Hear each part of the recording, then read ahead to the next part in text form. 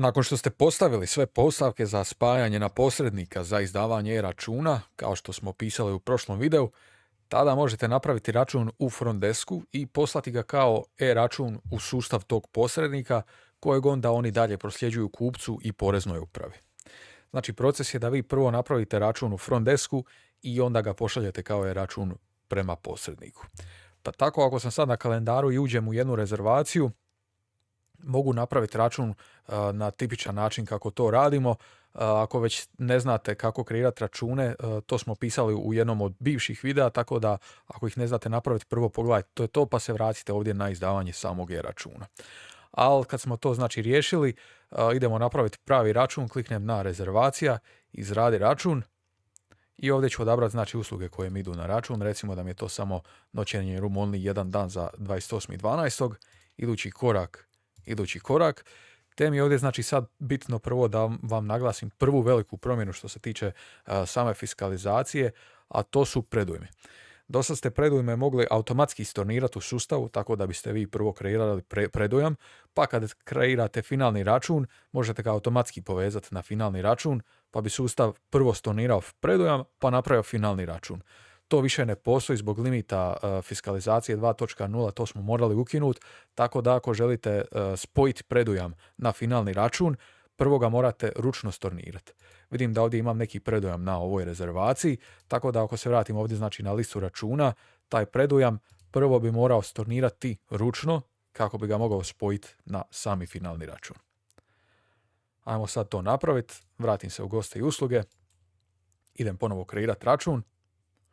Znači, rekli smo usluga 28.12. Idući korak i ovdje sad imam znači povezati taj račun za predujam koji je storniran. Što se tiče same fiskalizacije 1.0 i 2.0, situacija je iduća. Kreditna kartica, gotovina i ostalo. To su načini naplate koji dalje idu kroz fiskalizaciju 1.0. To ste i do sad radili kroz sustav, kroz fiskalizaciju 1.0, znači JIR i ZKI bi se napravio za svaki takav račun, te to i dalje ostaje u sustavu kompletno isto kako je.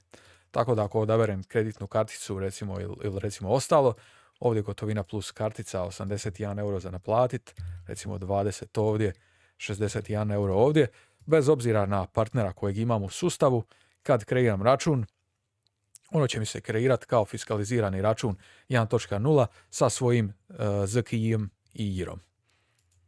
Ajmo se sad vratiti nazad i kreirati novi račun. Znači izradi račun, idemo ponovo znači usluga noćenja, idući korak. Sad znači što se tiče fiskalizacije 2.0, sve promjene su po pitanju samog transakcijskog računa.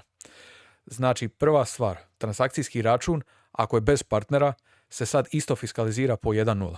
To je jedina razlika u odnosu na prije 2026. Znači to nije bila obveza, znači već opcija, vi ste mogli fiskalizirati transakcijske račune, a i niste morali, a od 1.1.2026.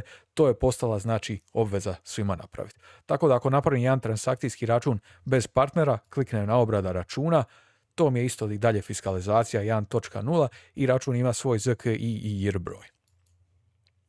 Promjene po pitanju fiskalizacije 2.0.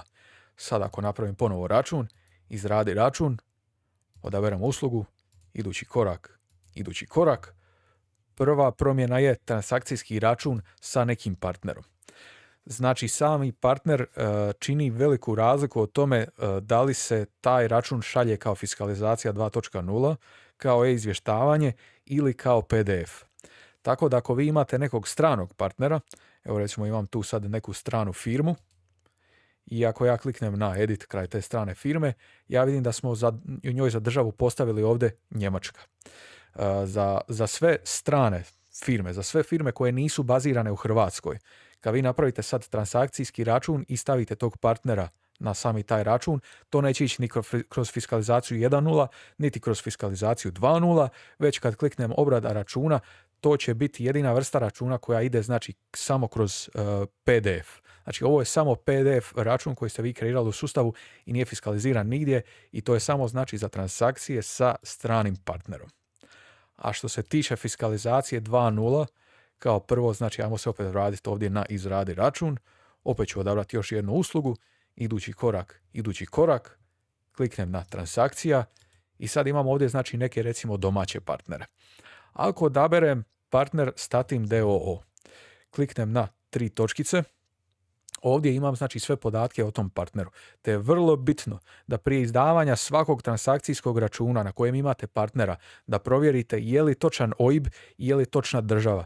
Zato što su to glavne dvije stvari po čemu se gleda kako će se taj račun poslati, će li to biti izvještavanje, fiskalizacija 2.0 ili PDF, ono što smo govorili. Znači, savjetovao bi vam da prije svakog izdavanja takvog računa sa partnerom provjerite da li su sve informacije o samom partneru uredne. Također još jedna nova promjena je da kad vi upišete OIB nekog partnera, ako on postoji u AMS-u, to jest u bazi podataka hrvatskih firmi i kliknete u čitaj podatke o partneru, one će vam automatski upisati sve te podatke koje povučemo iz sudskog registra o tom znači partneru. Te ovdje znači sad Statim d.o.o. ima sve ove informacije. Tako znači ako ja sad stavim Statima kao partnera i kliknem na obrada računa, ovo je meni fiskalizacija 2.0 račun.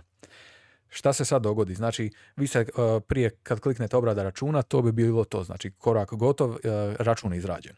Ovdje je sad još jedan korak koji vi morate napraviti je poslati sami taj račun kao e-račun na e-poslovanje.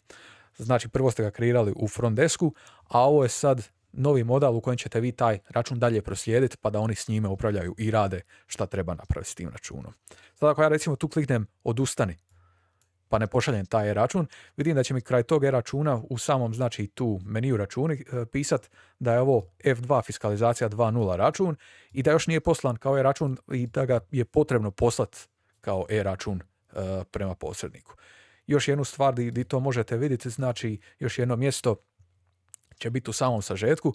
Ovdje ćete imati račune sa greškom, gdje će vam javiti ako ste zaboravili neki račun poslati kao e-račun ili kao e-izvještavanje. Sad ako se vratim znači ovdje na taj račun, onda imam tu na 3 točkice ovo što piše tu označi, odnosno pošalji e-račun. Ako klikne na pošalji e-račun, otvori mi se ovaj modal sa opisivanjem podataka što treba upisati po tom e-računu i kad ste upisali sve što treba, znači kliknete na pošalji. I kad se to uspješno pošalje, vi tada dobijete PDF tog računa i sve te informacije o računu sad imate unutar tog posrednika i možete upravljati njime i gledati status računa i sve slično. Također status računa imate ovdje i u samom front desku i vidite ispod znači samog broja računa ima ovdje status e-računa i ovdje znači dobivamo podatke od njih koji je to trenutno status. Bitno je znači naglasiti da više nema editiranja računa koji su transakcijski. Prije ste mogli editirati u sustavu račune da ste mogli nakon što ste izdali pod račun urediti neke podatke, to više ne postoji. Znači ako ste napravili neku grešku, jedina opcija nakon toga vam je znači samo storniranje računa. I kad stornirate račun, opet će vam poslati isti onaj modal da ga pošaljete kao e-račun. Isto kao što finalni račun šaljete kao e-račun i storno tog računa šaljete kao e-račun. Ako se vratim sad znači u goste i usluge, kreirali smo tako jedan račun koji je PDF, jedan račun koji je fiskalizacija 2.0, a još treća vrsta računa znači koja postoji je e-izvještavanje. Ista je stvar, ako odaberem sad tu neku uslugu, kažem idući korak, odaberem transakcijski račun i odaberem partnera, ali u ovom slučaju ću odabrati nekog partnera koji nije upisan u AMS-u. To je recimo neki partner koji nije u sustavu PDV-a, tako da on nije obveznik primanja i slanja ili nešto u tom stilu samih e-računa, tako da to će sustav provjeriti iako taj partner nije obveznik primanja e-računa kroz fiskalizaciju 2.0, tad ćete to poslati kroz e-izvještavanje. Ja sad tu imam znači tog partnera, imam tu neke informacije, napisali smo OIB, ime i državu, ali on nije u sustavu PDV-a i ja sad kliknem na obrada računa i ovdje dobijem znači isti modal, sve isto kao za fiskalizaciju 2.0, ali jedina razlika što je ovaj treba poslati kao e-izvještavanje. Znači ovaj račun je potrebno poslati na e-izvještavanje i istu stvar ću znači napraviti, samo klik pošalje na e-izvještavanje i popunim ove podatke i klik na pošalje.